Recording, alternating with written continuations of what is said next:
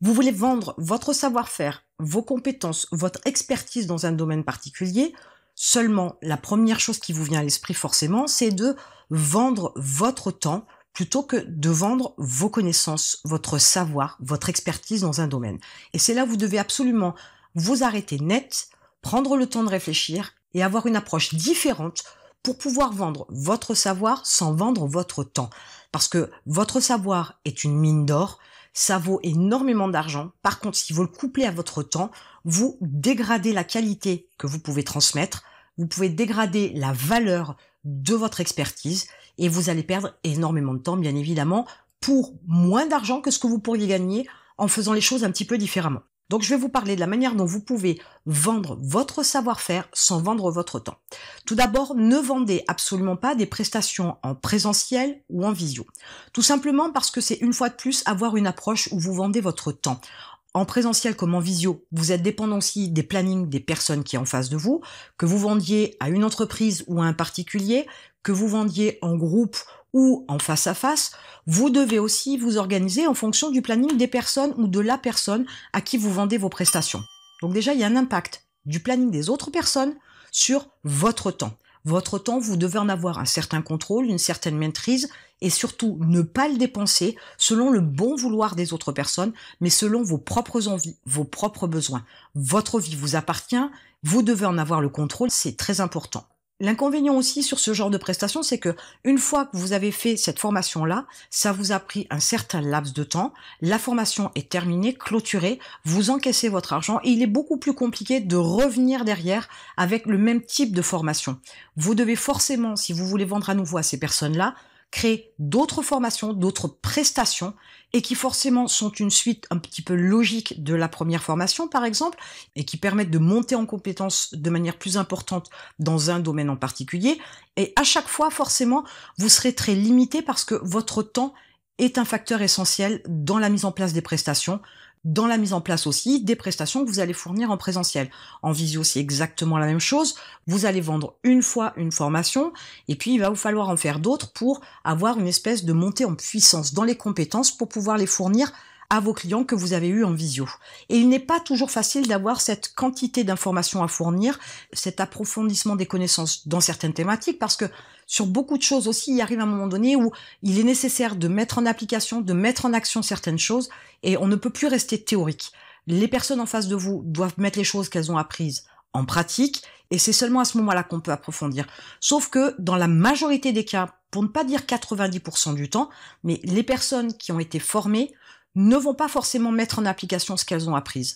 Du coup, vous restez avec votre première prestation vendue, mais vous aurez un peu plus de mal à vendre les suivantes. Donc, ne vendez pas des prestations en présentiel ou en visio, vous allez vendre votre temps.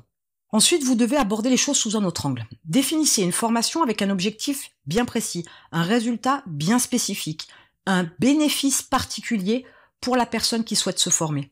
Quand on définit une formation avec un objectif bien précis, on peut mettre en avant en argument bien évidemment, mais aussi en bénéfice, le résultat de cette formation. Vous allez pouvoir dire, ok, je peux vous former dans tel domaine pour pouvoir acquérir certaines connaissances, compétences, expertise, etc., pour viser un poste, pour monter une activité, pour faire telle ou telle chose, pour vous améliorer dans tel ou tel domaine. Il est évident que, selon l'objectif, vous ne vous adresserez pas non plus à la même personne. Votre client ne sera pas le même, votre cible ne sera pas la même. Mais il faut absolument définir une formation qui permette d'atteindre un objectif. C'est une finalité. On ne forme pas pour tout simplement former. Il faut qu'il y ait forcément un objectif, une finalité, un but bien précis.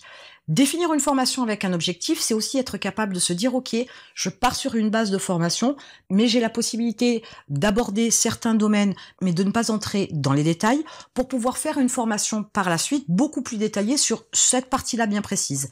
Ça, c'est important d'anticiper pour pouvoir vendre une première fois, mais pour pouvoir vendre aussi plus et après, pour qu'il y ait une espèce de récurrence, pour ne pas dire que vos clients deviennent accros à vos formations, mais presque.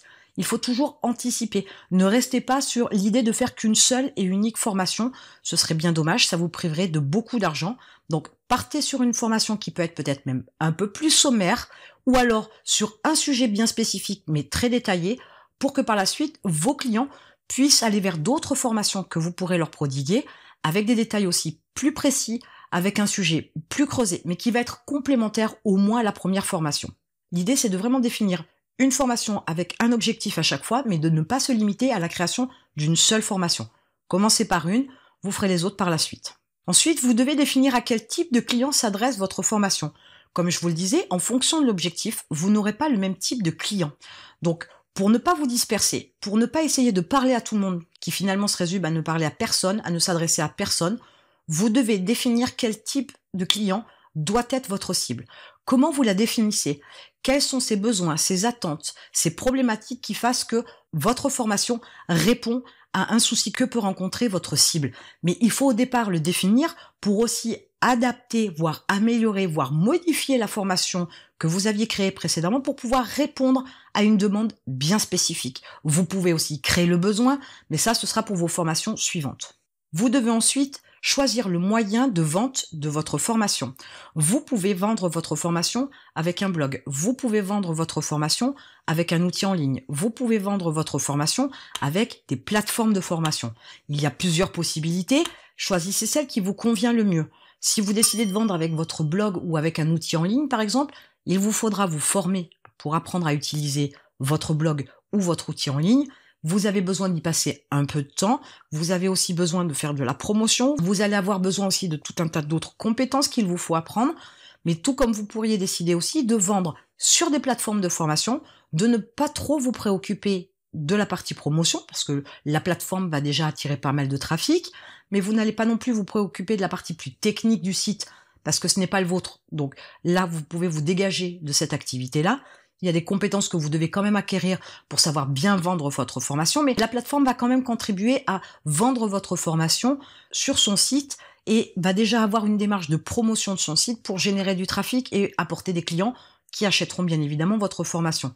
C'est une approche parmi tant d'autres, c'est pas celle que je préfère, mais c'est celle par laquelle vous pouvez commencer si vous voulez pas vous embêter avec d'autres domaines.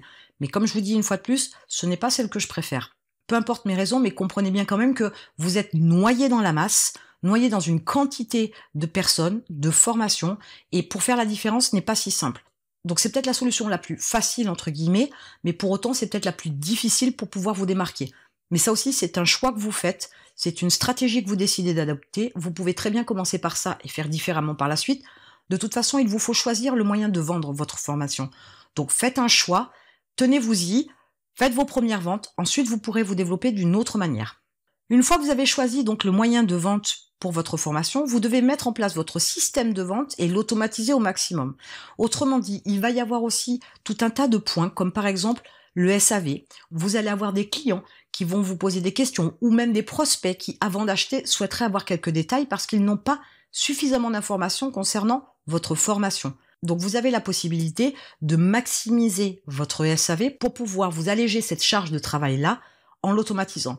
Tout comme la promotion de votre formation sur diverses plateformes doit être absolument automatisée. Vous ne pouvez pas passer votre temps à faire de la promotion, mais de la promotion intelligente, de façon à ce que l'automatisation vous permette de dégager du temps pour commencer à créer une formation supplémentaire pour développer votre gamme de produits. Votre système de vente doit, quoi qu'il arrive, être optimisé au maximum, que ce soit dans les arguments, que ce soit dans la présentation, que ce soit dans la promotion. Vous devez travailler constamment à développer votre promotion, votre visibilité, votre qualité, votre expertise aux yeux et vues de tous pour pouvoir augmenter vos ventes. Donc votre temps va être employé à développer une activité plutôt que à vendre, à proprement parler, votre savoir-faire. Utilisez votre temps pour faire plus d'argent. N'utilisez pas votre temps pour délivrer vos prestations. Vous êtes quand même capable de faire un petit peu de mathématiques et de comprendre que 24 heures dans une journée, c'est le grand max, que 8 ou 10 heures dans une journée de travail, c'est aussi le grand max, et que vous ne pouvez pas non plus travailler 7 sur 7 toute l'année. Donc faites le calcul, à un moment donné, votre salaire va être plafonné, vos revenus vont être plafonnés, même si vous augmentez le prix de vente de vos prestations, il y a un moment donné, en termes de temps, vous serez plafonné. Donc vous pouvez travailler différemment pour pouvoir vendre votre formation. Et peut-être que vous vous demandez encore comment vous allez pouvoir vendre ces formations sur des plateformes de vente de formation si vous n'effectuez pas les prestations. Eh bien tout simplement, vous allez définir le format de vos formations. Vos formations peuvent être fournies sous forme de podcast, elles peuvent être fournies sous forme d'e-book, elles peuvent être fournies sous forme de vidéo. Et dans ce cas-là, vous avez un système qui fonctionne 365 jours par an, 24 heures sur 24. Et dans ce cas-là, ce n'est plus votre temps que vous vendez, c'est votre savoir-faire, votre expertise, vos connaissances, vos compétences. Que vous soyez un directeur commercial, que vous soyez un chef pâtissier, que vous soyez sophrologue, que vous soyez photographe, peu importe votre expertise, vous pouvez vendre sous divers formats, sous diverses plateformes et avec diverses stratégies vos formations qui contiendront votre savoir, votre expertise, vos connaissances, compétences dans un domaine tel qu'il soit. Vous savez maintenant qu'il est possible de vendre son savoir-faire sans vendre son temps et de gagner bien plus qu'avec la vente de son expertise en présentiel ou en visio. Et en attendant, je vous retrouve de l'autre côté.